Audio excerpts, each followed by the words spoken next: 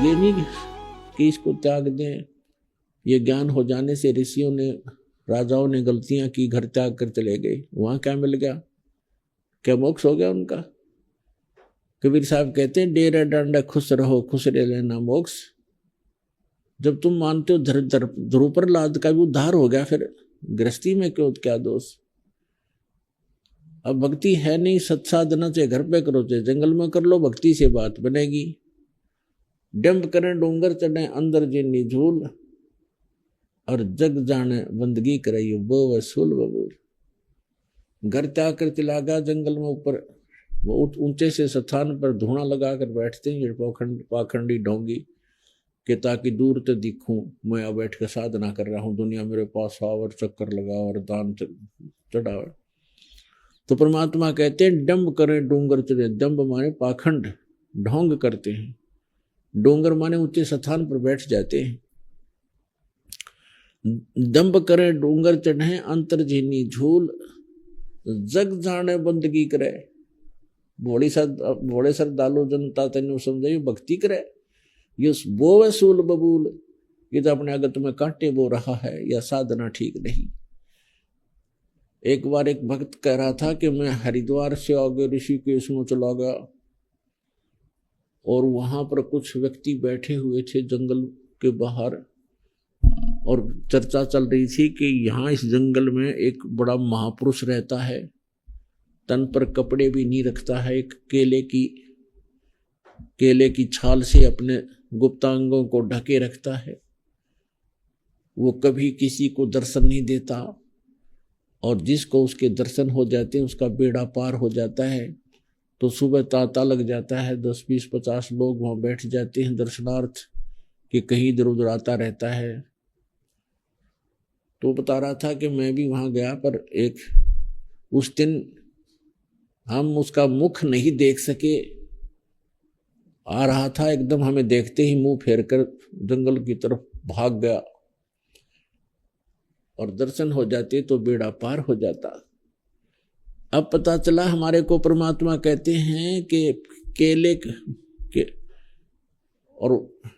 की कोपीन है।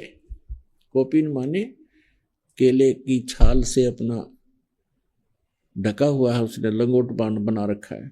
केले की कोपीन है फूल पान, पान माने पत्ते, फूल पान फल खाही, और नरक का मुख नहीं देखते, जो बस्ती निकट नहीं जाई।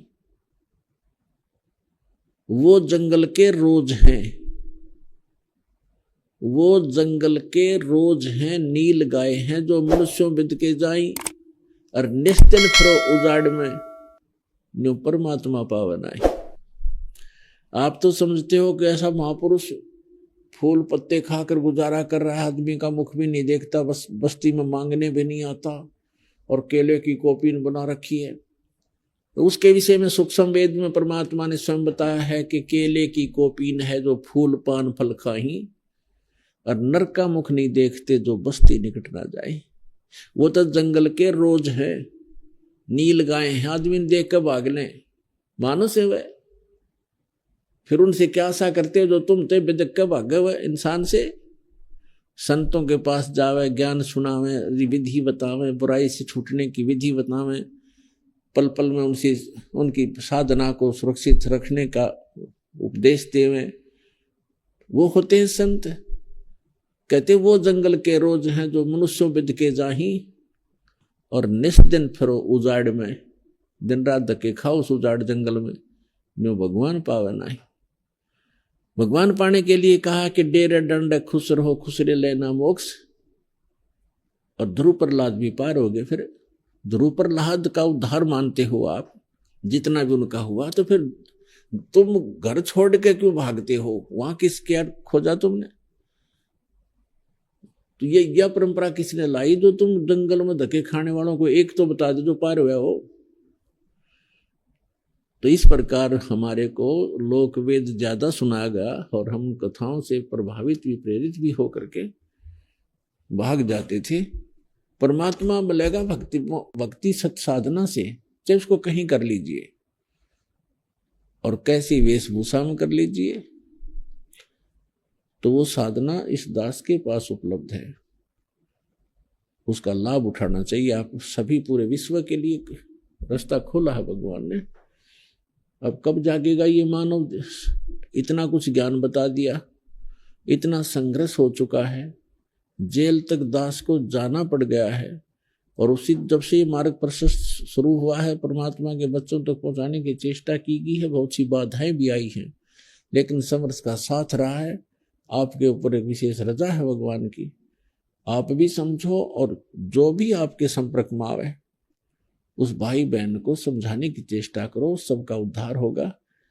और बाद में देखना वो व्यक्ति भी नहीं भूला जाएगा उस व्यक्ति आपसे जिसने आपको या कोई पुस्तक दी हो या कोई सीडी दी हो या वैसे चर्चा करके आपका मन इधर डाइवर्ट किया हो। वो व्यक्ति भी याद रहेगा कि वो कौन सा सुथरा दिन, अच्छा दिन प्राप्त हुआ था कि उस भक्त ने, उस बहन ने या भाई ने मुझे रास्ता दिखाया था। शुरू में भले ही आपने कड़वा लगा होगा, लेकिन आज पता चलेगा कि